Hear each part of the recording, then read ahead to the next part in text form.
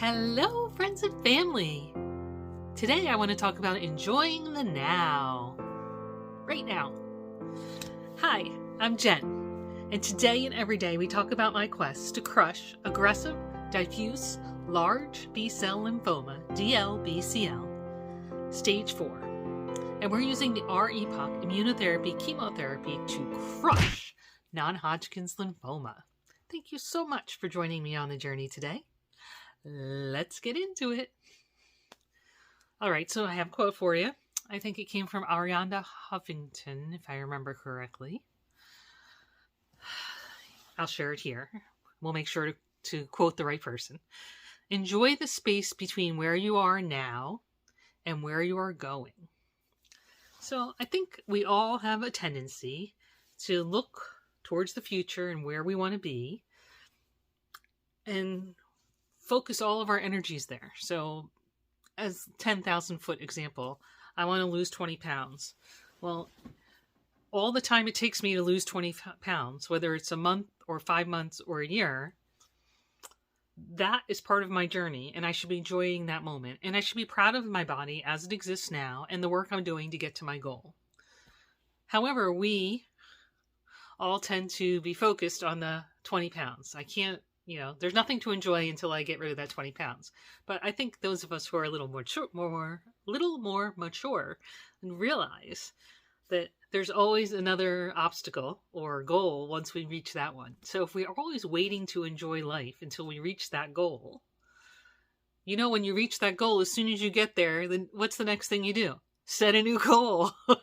So we have to enjoy the now and the journey to wherever we're going, if that makes sense. So as an example that applies to me, I would really like to be at a place where I don't have to draw on my eyebrows and I'm not dealing with the peach fuzz, and I still don't have chemo mouth, and my fingers don't tingle, and I'm not still dropping things, right? And my weight's not going like this, like crazy, because my body's still trying to figure out what's going on, And I'm not suddenly struck with fatigue for no explainable reason, right? All these symptoms and signs, these are the side effects and the outcome of being poisoned for months, right? And now my body is working on and getting past that.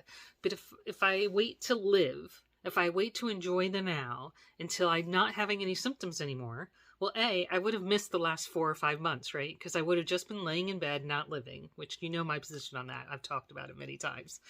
And beyond that, so, I mean, realistically, this is just an extension of my already expressed opinion that we need to live. Every day is worth living, right? And so we need to live it. And beyond living it, you need to enjoy it. Why would we live a day and not enjoy it? Now, that's not to say every day is enjoyable. I know we all have bad days. But in as much as we can, let's enjoy where we are now. And not wait for something else to happen, right? And that's not to say that we shouldn't have goals and we shouldn't work towards, bigger and better and all those lovely things. But we should enjoy every day as we're working towards the next thing. If that makes any sense. I've always said, how do I articulate it? This experience, this cancer battle, it's always better on the other side. When I'm looking back, if somebody's asking me advice or asking me my experience, it's always better to look back on the experience and tell you about it than to be living through it, right? However, in as much as I can, I try to enjoy the days. That's all I can say. And I think I did a pretty good job this time. I mean, it was not a cakewalk these last several months, but I think in as much as I could, I enjoyed the days that allowed me to enjoy them. Now, if you're talking about day 7, 8, and sometimes 9, well, that was just, it's not enjoyable. I couldn't find the joy in those. I guess the joy was, you made it through the day and you got to the next one. All right, let's keep going. How am I? Today, I feel like overall I'm doing well. But tired, and we'll talk about that a little later on my to-do list. I got whipped today. I pushed my body a little harder than I have recently, and I'm tired. However, overall, I think a lot of my symptoms are lessening. I'm just looking through my symptoms and statistics here. The only up arrows or increases I see are my weight went up a smidgen, and my fatigue is up. I changed it from no to a bit.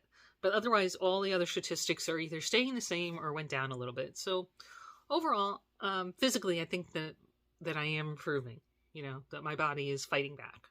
So that's good news. Let's see. So for Angel Deliveries, got a couple going on here. So I wanted to first thank our friend for picking up the medical supplies for Bill. They were delivered today. Thank you so much. We didn't even have to go to their house and pick them up. They dropped them off. Thank you. I wanted to wish, this is coming out tomorrow, but today I want to wish my friend a very happy birthday. I'm sorry I forgot to mention it on yesterday's video, so it would be there this morning, so my apologies. And then finally, I think I mentioned yesterday, but I was just on Facebook today for a little bit, and I saw that Mrs. D is home, but still it's a bit of a struggle, and I could certainly commiserate with her. So any extra love and prayers and thoughts, please send her way. Let's see if we can muscle her through as well. So I really appreciate all your love and support.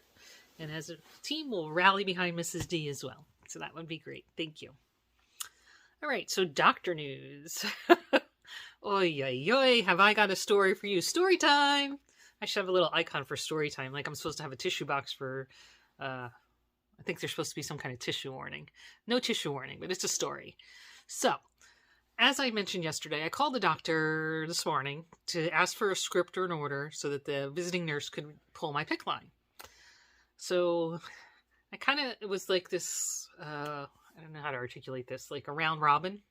Not even a round robin, like a who's on first. It was closer to who's on first. So I explained the situation, said the doctor said to pull it, but the visiting nurse needs a script or an order. They said they had reached out, but they hadn't received anything yet, so I was just following up. Okay. Let me call you back. Okay, fine. They call me back a little while later. Okay, they said you can come into the office and get it done, and you have an appointment on the 3rd. I'm like, yep, but the doctor said he wanted it done before that. Oh, okay. All right, let me push it. I'll forward you to the front, and they'll help you schedule. I'm like, okay, fine, right? I don't really care. I just wanted it out. I mean, it would have been a little more convenient for me if I just stayed home, but not crazy. So fine. So they push me up to the front. They're like, what do you need? I'm like, I need to schedule in with someone to remove my PICC line. We don't do that here. I was like, I just spoke to someone and they forwarded me to you and they said that you needed to schedule me. Who do you have to schedule with? I'm like, I don't know. They didn't tell me that. I was like, who's on first?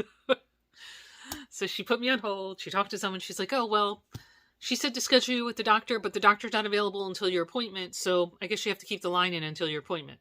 I was like, okay, but I talked to him this week and he wanted it out sooner than that. All right, well, I'll call you back by the end of the day and let you know what we want to do. I'm like, okay, so they hung up and that was that. Within an hour or two, so this whole thing took place over 2 hours. I get another call back.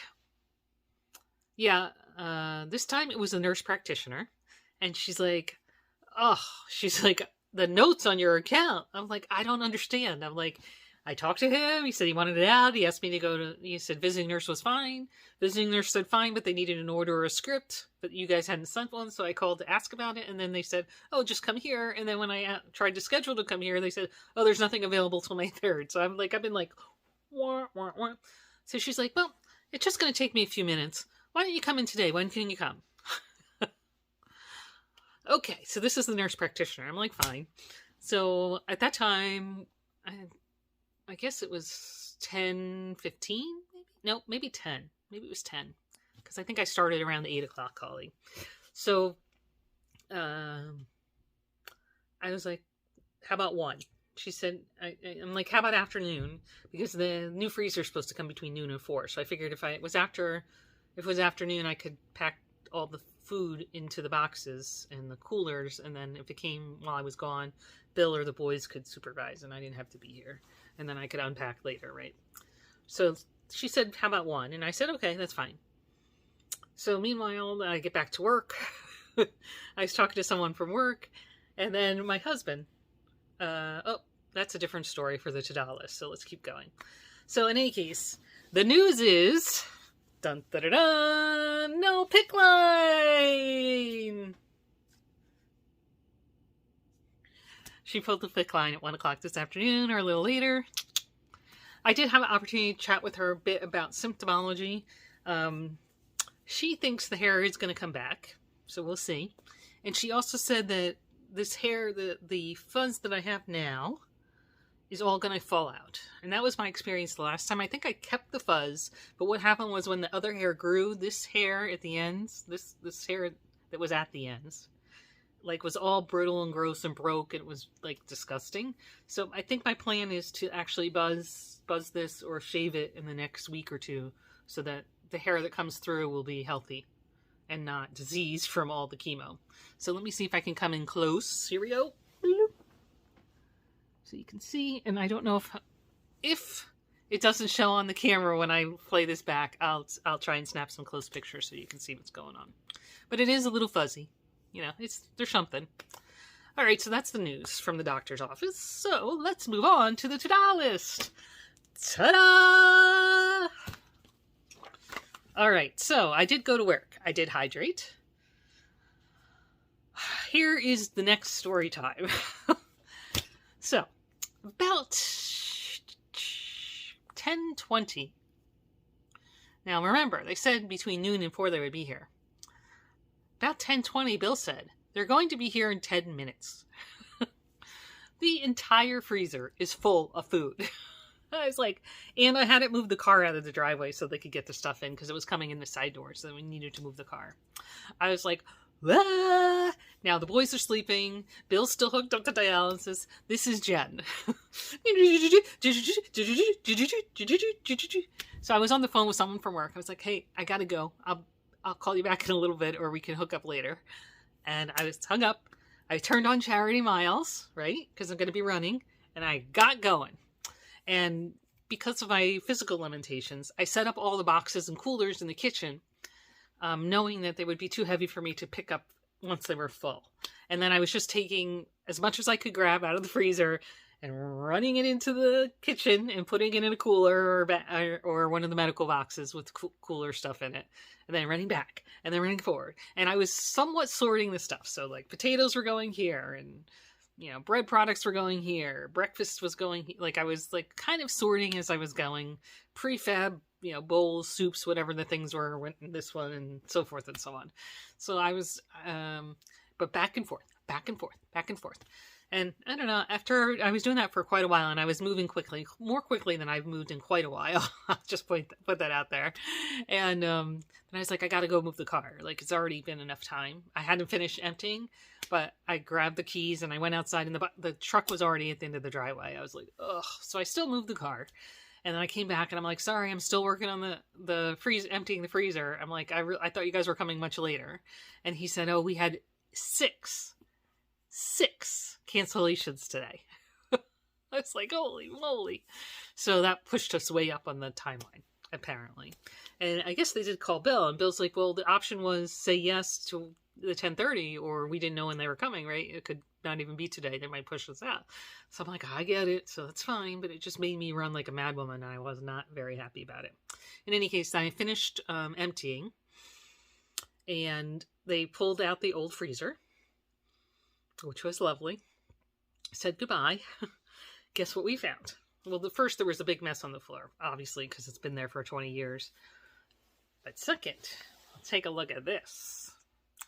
Big burn in my linoleum. Not good. So I'm grateful my house did not burn down. I don't know when that happened. We would have smelled that, you know. But the first time when it stopped working was when Bill was in the hospital. So I'm wondering if it happened when I wasn't home. Like the burn. If that makes any sense. So the motor must have overheated, and maybe that's what's made it not work great over the years. I don't know. Okay, so let's see, what else? So that's the freezer story. So then I cleaned the floor under the freezer, obviously. I showed you the burn mark. And then we loaded the new freezer. I don't think I have a picture of it loaded, just with it closed. But here's a picture of the new freezer. Now, two things. I was mildly concerned about the size of the freezer. Because I've told you all before in story time, my husband is not the best at reading dimensions and statistics and stuff. I mean, he knows all this stuff, but for whatever reason, he shops a little differently than he knows, So I was a little worried I was going to get some skinny mini, like a side-by-side freezer, like where you can't hardly fit anything into it, but it's a fairly good size. It is smaller than the old one. I think maybe I could do a side-by-side here so you can get a sense. It is much smaller. But it did hold all the food that I had in the old freezer. I think I mentioned already that I had lots of ice packs in the old freezer that I was trying to use as like an ice box. So I took all those ice packs out, and all of the food does store in the new freezer. So it's a good size. No complaints.